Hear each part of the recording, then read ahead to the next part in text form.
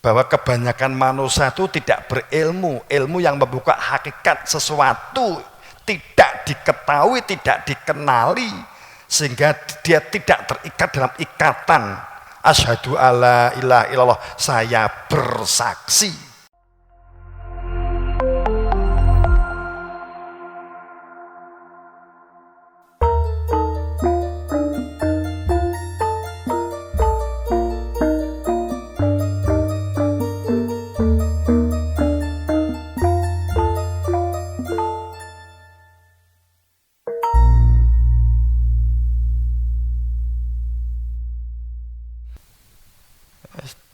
Wis dicangkemi nek gak kenal Gusti Allah ki tangel hamun tentrem. Ayat iki yo gamblang jelas nyulek iman, keberadaan Tuhan, orang di surga dan di neraka, wa ma amaniyikum wala amaniyi ahlul kitab.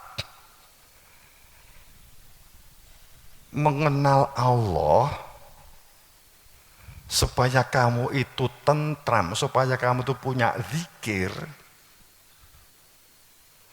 itu tidak berangkat sangka hasil intuisimu. Apa yang kamu anggap, kamu intuisikan, kamu yakini sebagai kebenaran, itu adalah pembenaran,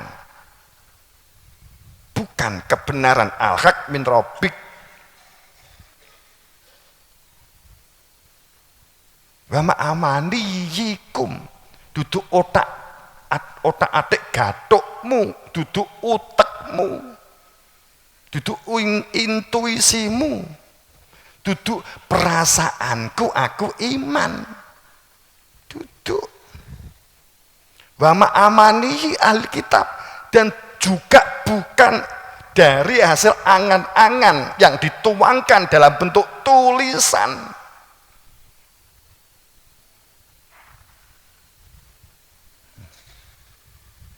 Am indal fahum yaktubun, kowe ki piye to? Am inda fahum yaktubun, kowe ki piye lho? Apa kowe ngerti tentang keberadaannya Tuhan, kok wani nulis dan mengajarkan kebenaran? Nek ditakoki jarene buku ini, jarene buku ini, berarti kowe ki gak roh ngono lho. Ayat iki ngene ngono. Iki jarene ayat, duduk cangkemku. Kan gitu. Bukan karena ya. Maka sampai Allah mengungkap wal asr, demi waktu asar. Nah, orang menerjemahkan waktu asar. Jadi sholatul wusta ki orang-orang itu menyepakat ya apa ya, maaf nek orang kalau saya kok enggak, saya nanti dikira skeptis ya, cacah. Jadi kowe iki cacah tadi. Cacah itu kalau merumuskan sholatul wusta itu sholat asar. Terus alasannya apa ditakoki?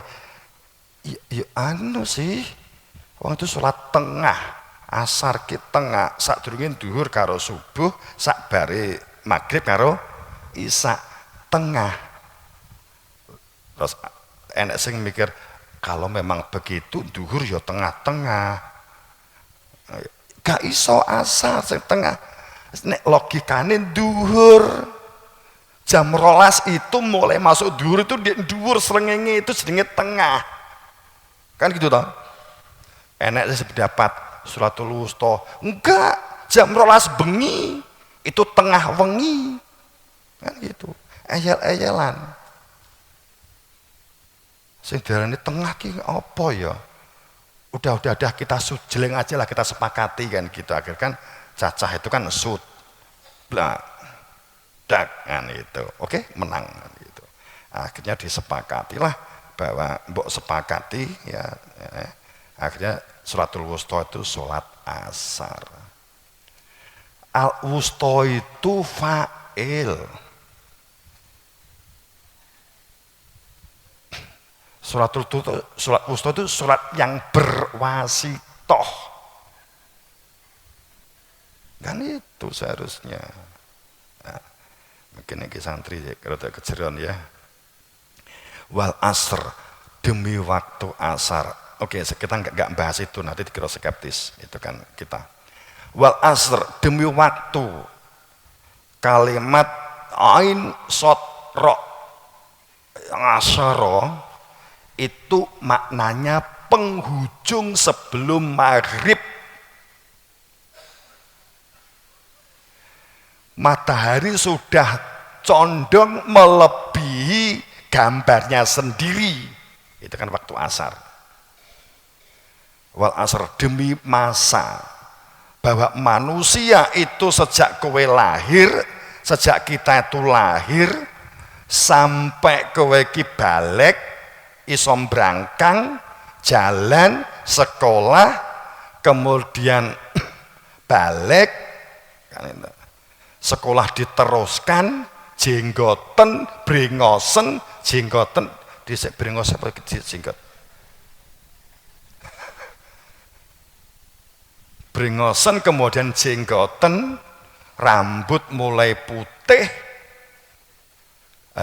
Rambut putih itulah waktu asar.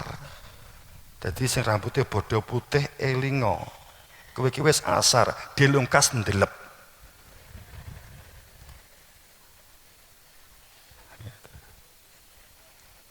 Bagaimana supaya tidak di dalam asar? Golek semir. Malaikat apu sono. Jadi malaikat ini ndelok orang-orang rambut putih itu mulai dilirik. Terutama malaikat Israfil, pencabut nyawa, itu mulai melirik.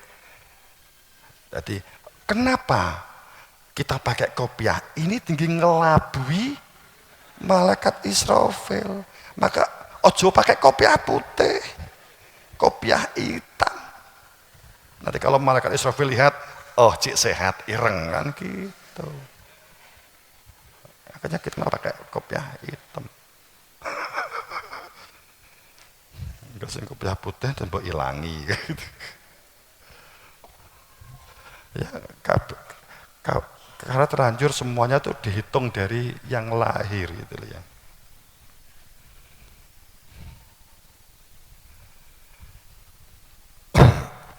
Bahwa apapun yang dilakukan oleh manusia wal asr demi waktu itu sebenarnya seperti wa ma adraka ma yaumiddin itu ya. Itu seperti sebuah kalimat yang tidak perlu bertanya ngapain Allah bersumpah dengan waktu dan pengertian, tidak ada makna sebagai syair, bukan sebagai syair. Itu menunjukkan bahwa demi waktu, artinya menungso kilo kan gitu loh. Waktu yang digunakan oleh manusia sejak lahir beraktivitas, bekerja, berkreasi, sekolah, semua yang dilakukan itu sesungguhnya manusia itu dalam posisi apa? Kegundahan. Manusia sering bersikap pembenaran daripada kebenaran, sering mengada-ngada persepsi, sering mengada-ngada akal dengan akal pikirannya kemudian diintuisikan yang dianggapkan sebagai yang benar dan dipercaya kemudian diyakini sebagai yang benar. Tapi bukan kebenaran sesungguhnya karena asumsi. Kebenaran itu bukan asumsi. Ini asumsi saya, ini teh, berarti asumsinya ini manis, asumsinya adalah tergantung latar belakang itu asumsi itu. Pemimpin itu tergantung asumsinya, pemimpin itu tergantung asumsinya anak buah. Kalau orang pemimpin itu tergantung asumsinya anggota. Nah, anggotanya asumsinya pemimpinnya itu buruk, ya berarti sulit untuk memimpin kan gitu kan. Asumsi. Innal insan lafi khusrin. Sungguh menungso manusia itu rugi. Kenapa dikatakan bahwa innal insan lafi khusrin, manusia itu rugi? Sungguh apapun yang dilakukan manusia sejak lahir sampai meninggal, menjelang meninggal, rugi. Anak itu hanya rugi. Hanya bingung judek. Wa'dallah, karena dia tidak terikat ikatan saya bersaksi dengan Allah melalui utusannya atau melalui yang berhak. Layuhullah wa'dah, padahal ikatan dengan Allah itu mutlak untuk dapat mengenali keberadaan Tuhan. Walakin aktsaronas, sebab kebanyakan dari manusia tidak berilmu. Lamun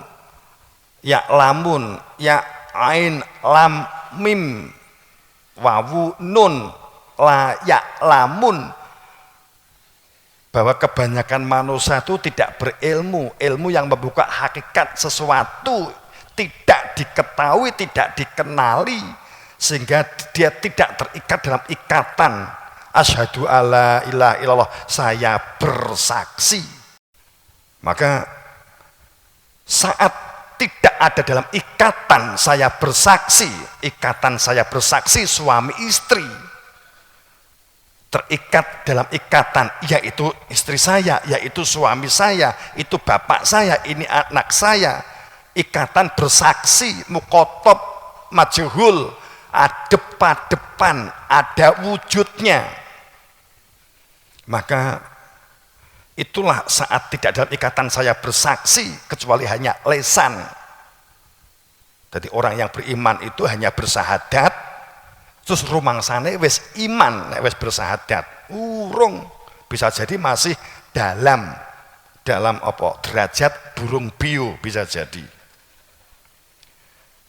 Ya lamunan dohir minal hayati dunia, itulah mereka orang yang hidupnya di dunia hanya mengetahui yang lahir tentang kehidupan dunia dan tentang akhirat.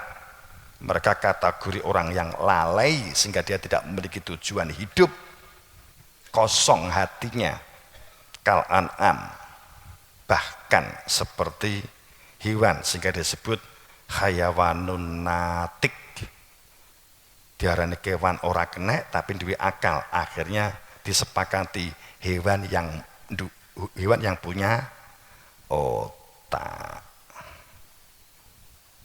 Maka awalam yatafakkaru fi anfusi, maka carilah hingga ketemu tentang jati diri fitrahmu, jati diri intinya manusia yang berada di dalam jiwa. Tafakuri keberadaannya supaya kamu mengenali.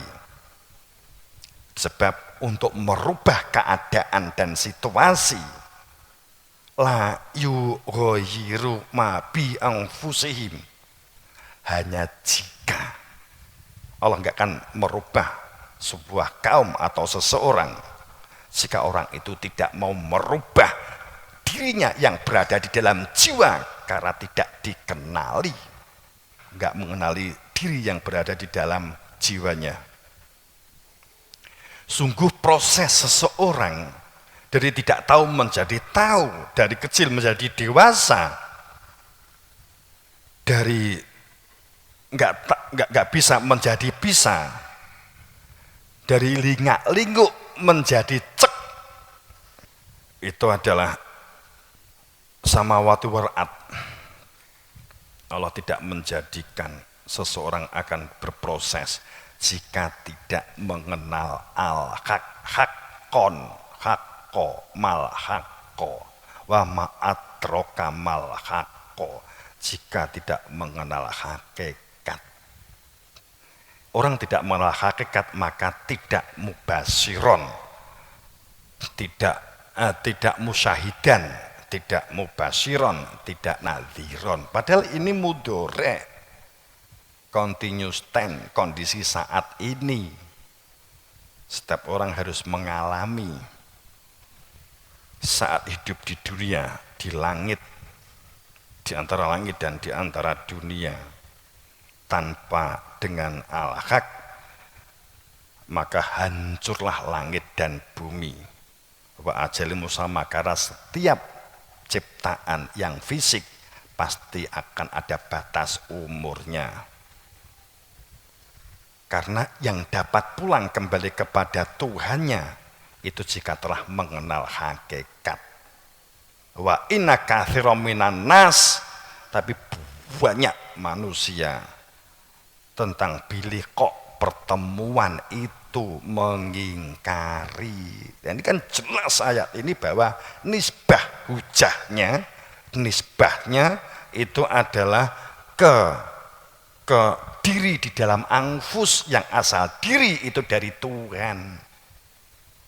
Diri itu fitrah itu maknanya belahan yang asalnya, kehidupan yang asalnya dari Tuhan, maka itu disebut fitrah. Fitrah duduk maknanya kembali bayi. Idul Fitri kembali ke seperti bayi. Ya ini bali Idul Fitri berangkango. Nek luwih sangka bayi yang klesoto. Nek luwih sangka bayi ngedot. So Idul Fitri ngarep ya tuku dot bareng ya.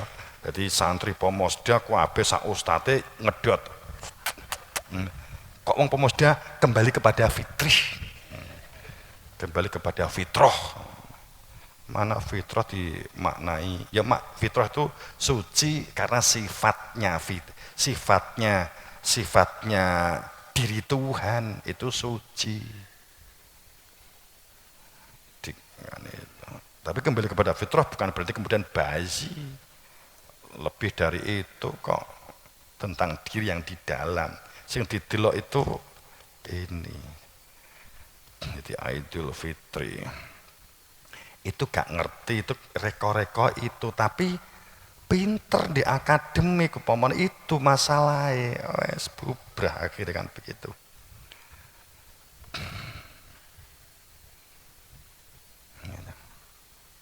Jadi wal asina insana lafi khusrin ilal ladzina amanu, kecuali mereka yang beriman. Siji ya, kecuali mereka yang beriman. Kemarin sudah kita sampaikan.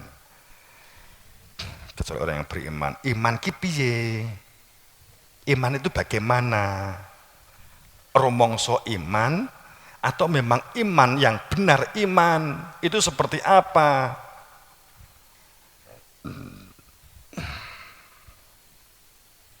Iman-imanan atau iman beneran, iman ki piye kan.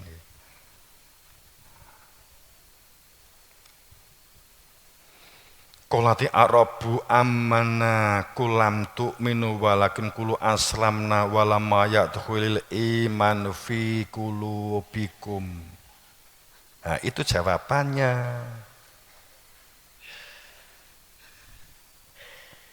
Iman itu tidak bisa dengan prasangka rumangsa beriman. Iman tidak bisa hanya dengan lisan saya mengatakan saya telah iman. Iman tidak bisa dinyatakan dengan asyhadu la ilaha illallah wa asyhadu anna muhammadar rasulullah kemudian otomatis iman.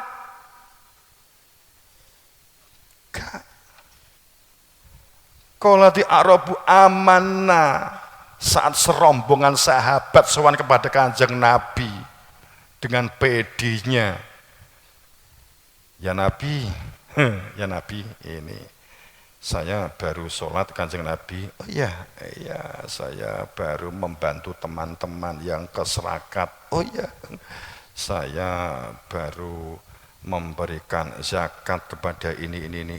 Oke, bahkan saya menyisihkan harta benda saya untuk ini Kanjeng Nabi. Hebat. Maka Kanjeng Nabi, saya akui saya telah beriman Kanjeng Nabi. Hebat kan saya Kanjeng Nabi. Kanjeng Nabi mulai kaget. Hah? Piye? Saya kan sudah punya akhlak baik Kanjeng Nabi. Oh, semua sudah saya tolong Kanjeng Nabi. Oh, saya sudah perang demi jenengan Kanjeng Nabi. Oh, saya sudah luar biasa, kami ini suku kami. Ya, ya, ya. Makanya mohon disaksikan saya beriman Kanjeng Nabi. Piye? Cerita lagi kan itu sampai 3 kali. Kemudian Nabi langsung menjawab,